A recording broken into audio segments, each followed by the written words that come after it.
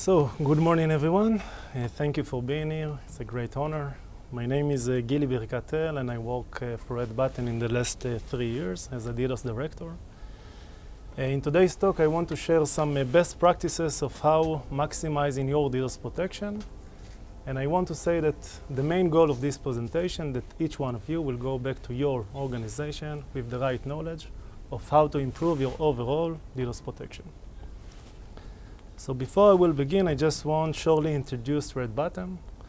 So Red Button is a DDoS expert company. We provide the services of DDoS simulation testing, consulting, and incident response. We are fully vendor agnostic, which means we are working with all the vendors, like the gentleman here from Cloudflare, Gcore, but also their competitors. And as John mentioned before, we are authorized test partners of both AWS and Azure, which allows us to DDoS test in their environments. So in today's talk, I want to shortly cover the DDoS threat landscape, a deep dive into how to maximize your DDoS protection and share Red Button best practices. First domain is going to be the architecture. The second one is the hardening, which is the process of optimizing your configuration. Testing, how doing it and why it's important to DDoS test. And incident response, which is the process of how to make your teams to be more prepared for the next DDoS attack. All along the presentation, and of course at the end, I will share some best practices and some tips for the audience. So let's begin. And what is your DDoS threat level? So we saw many graphs that came from Cloudflare reports, but this one, luckily, we haven't seen yet.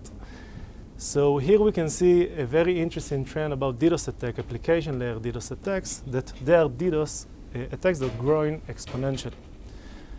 And during the years, we see the increase in size and volumes of application layer DDoS attacks, and it's more feasible for the attackers to do so because of two main reasons. The first of all is using the VMwares with a lot of methods of really amplification of the attacks volume, and as well using the HTTP version 2, 3, and the Quick, as many amplification methods are now allowed. In addition to the increase in the size and volume, we see also this interesting trend about DDoS attack persistence. And this report was shared by NetScouts in 2024, and they claim that the median duration of DDoS attacks was only 4.9 minutes in 2024. And take these two interesting trends together, I want to tell you why the attackers try to do it from two main reasons. So the first reason, the attacker tried to catch, let's say, organization with manual-based protection.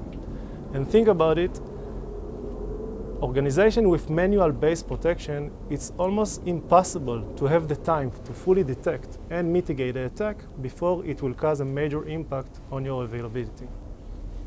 Secondly, we are familiar that most of the DDoS protection vendors, their formal SLA for the automatic protection in the factory settings is up to 5 minutes. So if the attacker will attack in less than 5 minutes, even the attack will even not be mitigated, not be detected and mitigated by the vendor. So taking together these two strands will let me ask you two questions about DDoS protection. So is DDoS protection required to be automatic? And I hope that I already convinced you that yes. And maybe I will share some routinely sentence that I usually tell to our customer that you need to be oriented as the next DDoS attack will occur on Saturday, 2 a.m. at night. Probably you will not have the time and of course the shift to detect and to mitigate the attack before it will cause a major impact on your servers. The second question, is tuning necessary for automatic DDoS protection? So also for this, the answer is yes. Usually, most of the DDoS protection vendors in their factory settings will not be enough. And I will tell you the three main requirements in Red Button that we require from a fine-tuned automatic DDoS protection. So the first one is the activation time of seconds. This is the time the mitigation is already kicked in. The second requirement is the mean time to mitigate. You can see it sometimes as the MTTM. we require the automatic mitigation to mitigate the attack in less than a minute. And the third one is the traffic blockage. We never see any protection that does not have any certain leakage of percentage of leakage. We required our fine-tuned automatic protection to block at least 99+% of the malicious traffic. And how it can be achieved. So in today's talk, I want to share with you how to maximize your DDoS protection in your organization. So the first domain that I just mentioned is the DDoS architecture.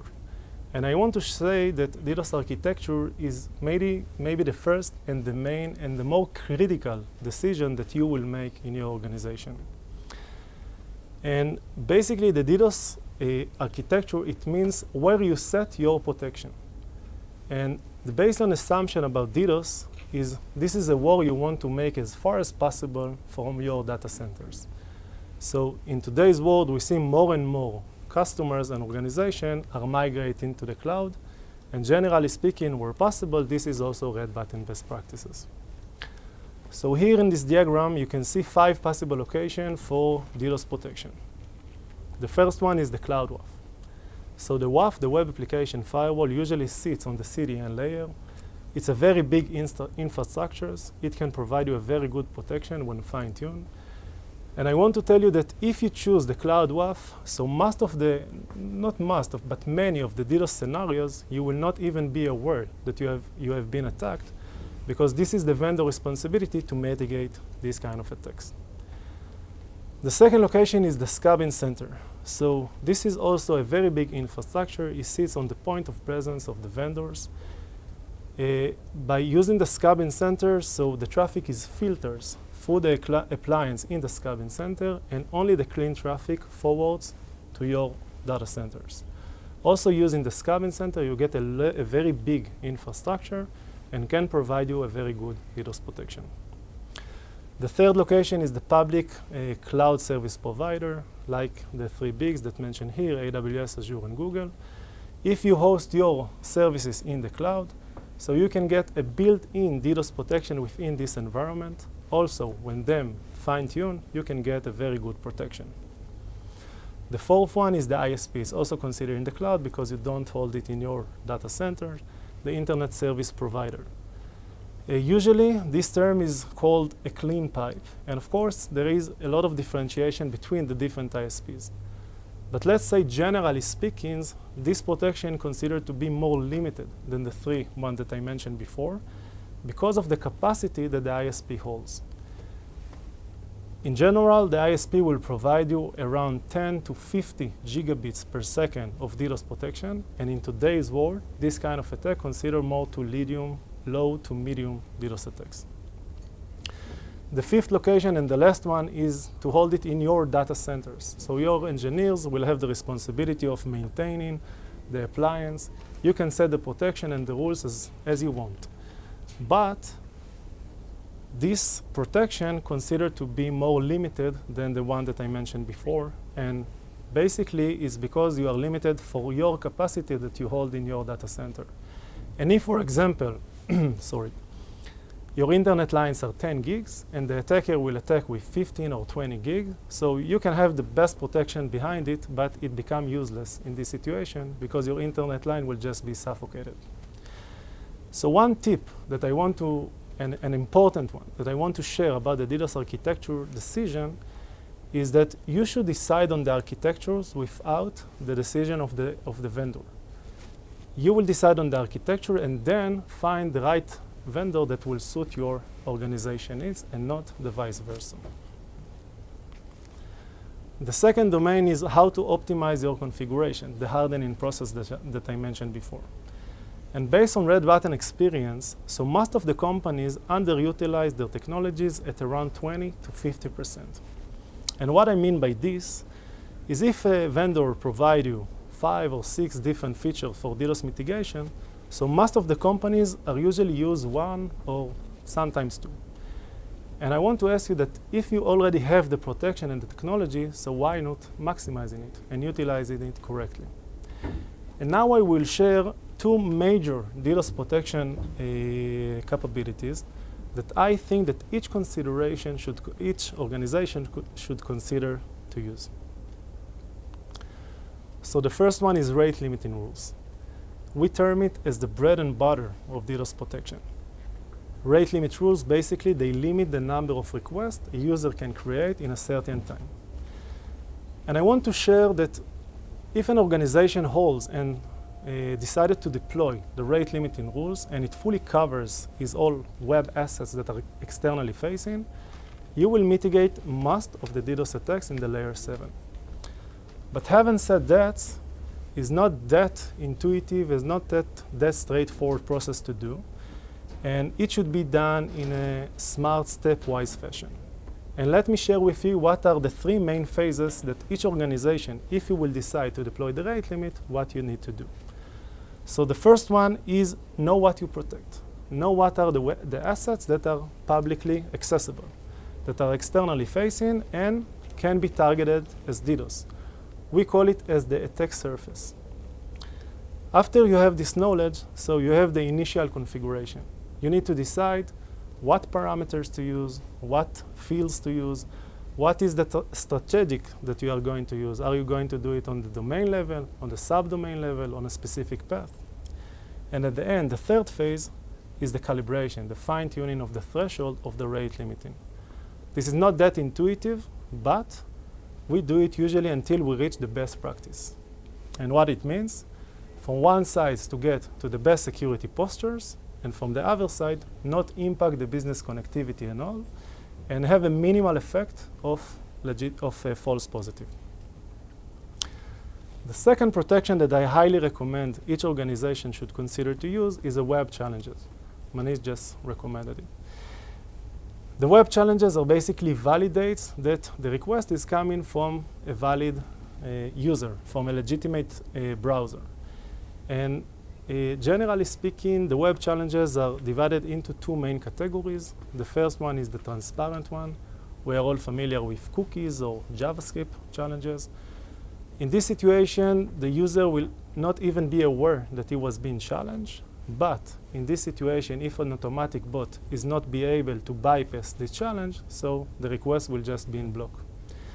As well, we are all familiar with the human intervention one, which are visible, and of course the CAPTCHA is a good example of that. So if your organization will decide to have one or both of those web challenges, so you are well protected from automatic DDoS attacks that are coming from automatic bot that are not be able to pass these challenges. But also about this, having said that, this is not that intuitive and straightforward to have. Once you decide to deploy the web challenges, so you should QA them. And why is that? Because today most of the web assets and the web application are relying on legitimate automatic traffic like API and legitimate bots.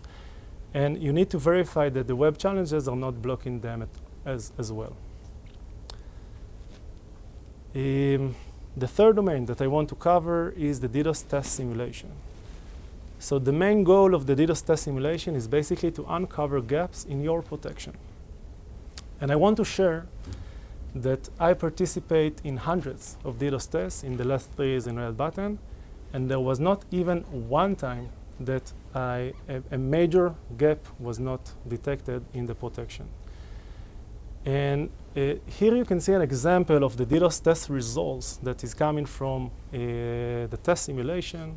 So you can see the attack vectors. We use multiple scenarios on the network layer and the application layer, destination, max rate, expected rate, observed rate, and the test results.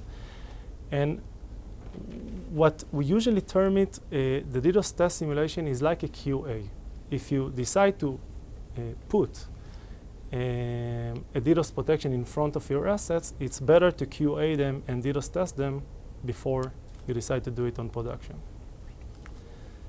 The fourth domain and the last one about DDoS mitigation is the human factor.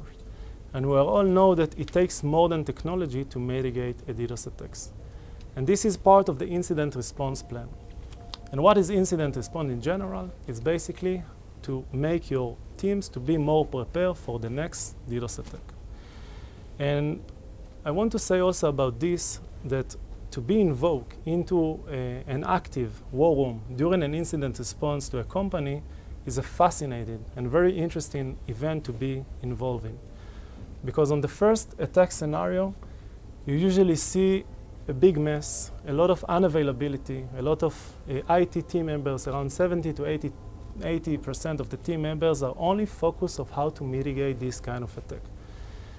And with the right learning curve on the second, the third, maybe the fourth incident response event, so the attack will be mitigated by maybe 2 or 3 IT team members by 1 hour. And this incident response learning curve, so it's highly recommended to be focused on 3 main domains and how to respond effectively to the next DDoS attack. So first of all, it's highly recommended to have a written procedures. And procedures are coming from the phase of DDoS detection all the way to the end of the DDoS mitigation. A written procedures is like step-by-step, easy, readable guide for all the relevant stakeholders, how they should do and what they should do in which time. And it's like a playbook that you will use during a wartime, basically to mitigate the attack effectively. The second one is the DDoS drills. It's highly recommended to do it on a peacetime, maybe during the maintenance window, and not during the peak business times, like the next attack will be probably occurred. The DDoS drill will make your teams to be much more prepared for the next DDoS attacks. And of course, we also recommend to have the DDoS education, which are e-learning course, sometimes more generic, what is DDoS detection, what is DDoS mitigation, but also can be tailor-made for the technology that your organization is using. So we're almost done, and I want to emphasize what are the take-home messages that I recommend or maybe encourage each one of you will take back for your organization. So first of all, know what you protect. Know your attack surface. Optimize the configuration. Test your protection in advance. Have written procedures and train your teams. So thank you very much. It was a pleasure. Questions?